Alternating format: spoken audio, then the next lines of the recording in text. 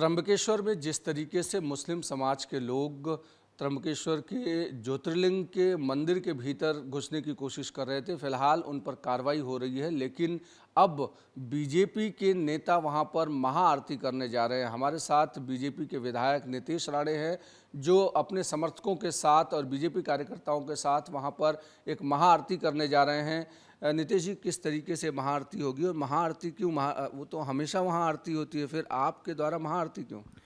देखिए आज हमारे हिंदुत्व संगठन के और कार्यकर्ता सब हम साथ में मिलके, कोई उधर विधायक बन के जा नहीं रहा है, कोई उधर सांसद बन के जा नहीं रहा है, कोई उधर कोई पार्टी का कार्यकर्ता बन के नहीं जा रहा है, मगर अब हम एक हिंदू बन के, जो त्र्यंबकेश्वर है वो जो 12 ज्योतिर्लिंग में एक लिंग है, बहुत बड़ा महादेव का स्थान है। सालों साल से वहाँ लोग आस्था से जाते हैं, पूजा करते हैं, और वहाँ जिस तरीके की घटनाएं अभी शुरुआत हुई है, मुझे ऐसा बोलना है कि ये एक घटना के हिसाब से आप इसको देखिए मत। ये एक बहुत बड़ा षड्यंत्र हिंदू समाज के खिलाफ है, और ये षड्यंत्र का भाग वो उस दिन की जो हुई घटना है, ये बोलते ना ट्रायल बेसिस के ऊपर वो किया था कि बाबा ये धूप का करके देखते देखते क्या होता है। क्योंकि पिछले साल जब ये उद्धव जी की सरकार थी, तभी इन्होंने 2 कदम आगे जाके मंदिर के अंदर तक पहुंच के वहाँ पे सब धूप करके वहाँ पे निकल गए थे। तो उनको ऐसा आत्मविश्वास आ गया, ये कई जिहादी सोच के लोगों को, कि बाबा हम पिछले साल अगर 2 कदम जा सकते तो इस साल हम 10 कदम जा सकते।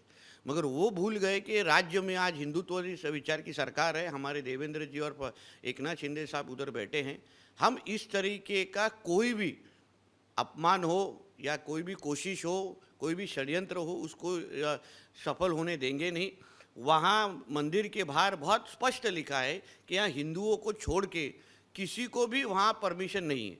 तो फिर ये करने का क्या हेतु था, क्या कुछ हो समझना चाहिए। उसमें जो वहाँ के स्थानिक कुछ बताते हैं कि कुछ लोग फोर्सफुली अंदर इंटर करने की कोशिश कर रहे थे, जिनको सिक्योरिटी गार्ड्स ने रोका कि आपको धूप दिखाना है या कुछ भी करना है तो आप बाहर से दिखाइए, अंदर मंदिर के अंदर प्रवेश वर्जित है। देखिए, जो मंदिर प्रशासन है वो वहाँ का प्रमुख है। मंदिर प्रशासन ही ये सारे निर्णय लेते हैं, और निर्णय के हिसाब से हम सबको, सब हिंदुओं को उनका सुनना है। इससे सालों साल वैसा चलते आ रहे होगा, आज हुआ है नहीं।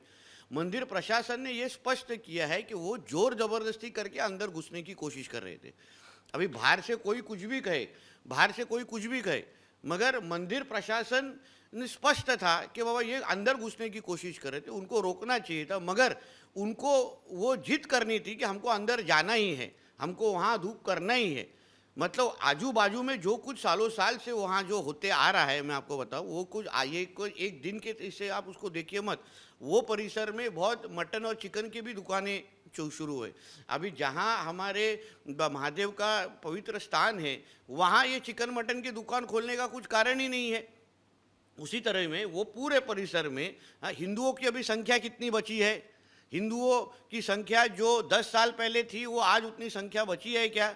और मैं वापस एक बार कहना चाहता हूँ, यही कोशिश अगर हमने हाजी अली दरगाह में की होती, तो यही कोशिश अगर हमने माहिम दरगाह में की होती, तो यही कोशिश हमने अगर अजमेर शरीफ में की होती, तो यहाँ आज महाराष्ट्र में दंगे होते, तलवारें निकलती, गली गलियों में हिंदुओं को आज अटैक किया जाता, उनके ऊपर सारी उनके घर में घुसने की कोशिश की जाती। इसलिए हमको हिंदू बन के इस सब चीज़ को रोकना है। संजय राउत हों या दूसरे तमाम सारे विपक्ष के नेता, वो कह रहे हैं कि आप लोग जानबूझकर जो सालों साल परंपरा है उसको आप लोग बंद करना चाहते हैं, आप लोग दंगे कराना चाहते हैं, आप लोग इस तरीके से ध्रुवीकरण करना चाहते हैं वोट के लिए। मतलब हम अगर हमारे धर्म के लिए खड़े हो रहे हैं तो हम दंगे कर रहे हैं। हम अगर हमारे धर्म के बाजू से अगर जो सालों साल जो चलने वाली प्रथा है, वो प्रथा को अगर सुरक्षा देने की कोशिश कर रहे हैं, हम उनको उसके बाजू से अगर बात कर रहे हैं, तो हम दंगे भड़का रहे हैं। मैं इसलिए बोला ना, यही चीज़ अगर अजमेर शरीफ पे हुई रहती, यही चीज़ हाजी अली दरगाह में हुई रहती, तो ये सारी चीज़ें, ये लोग हमको बड़े बड़े लेक्चर देते क्या, बड़े बड़े चीज़ें बोलते क्या? हमको इतना ही कहना है कि जो नियम मंदिर प्रशासन ने लिख के रखा है वो सबको पालना चाहिए। हाँ, फिर वो नेता हो, कार्यकर्ता हो, दूसरे धर्म के लोग हो, कोई भी हो, हम अगर तुम्हारे धर्म के साथ ऐसा करते नहीं है तो आपको भी हिंदू धर्म के साथ ऐसा करने का कोई अधिकार नहीं है। त्र्यंबकेश्वर अमूमन भगवान शिव को मानने वाली नगरी के तौर पर माना जाता है, लेकिन धीरे धीरे धीरे धीरे लोग वहाँ बताते हैं कि किसी न किसी तरीके से वहाँ पर हिंदुओं का पलायन हो रहा है या हिंदू कम हो रहे हैं। ऐसा क्यों और क्या वजह आप लोगों के पास तक आ रही? यही तो बहुत बड़ा षड्यंत्र के बारे में हम लोग बात कर रहे हैं। इसी के लिए तो हमको महाआरती वहाँ करने आज जाना है।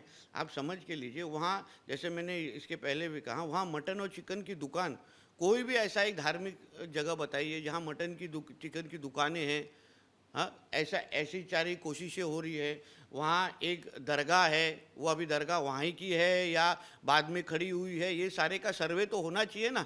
जैसे संतों ने और वहाँ के गुरु सारे लोगों ने अगर जो मांग की है कि वो आजू बाजू के परिसर का सर्वे होना चाहिए, और सर्वे के हिसाब से अगर उधर मस्जिद नहीं थी, दरगाह नहीं थी, उसके बारे में सोचना चाहिए। जो उनका है वो उनको मिलना चाहिए, जो हमारा है हमारा मिलना चाहिए। हमारा हक मार के अगर हमारे हिंदुओं को कोई वहाँ से पलायन कर रहा है, वहाँ जोर ज़बरदस्ती कर रहा है। आज जैसे मैंने आपको पहले भी कहा कि 10 साल पहले हिंदुओं की संख्या देखो, 10 साल पहले कितने हिंदू वो परिसर में, जो हमारा त्र्यंबकेश्वर वो हमारा स्थान है, हिंदुओं का स्थान है, तो वहाँ से अगर हिंदुओं को पलायन करने की कोशिश हो रही है, तो फिर जो इतिहास में बोला जा रहा था कि वो जगह पे ना पहले ये मंदिर थी, वहाँ उन्होंने फिर मस्जिद खड़ी की, फिर हमारे पेशवाओं के वक्त वहाँ वापस मंदिर खड़ी होके वो सालों साल से वो प्रथा चलते आ रही है।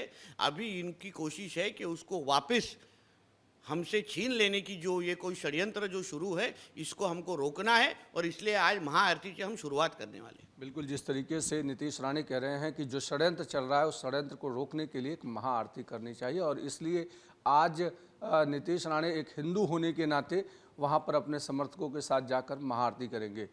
वीडियो से देश के साथ अभिषेक पांडे, न्यूज़ नेशन, मुंबई।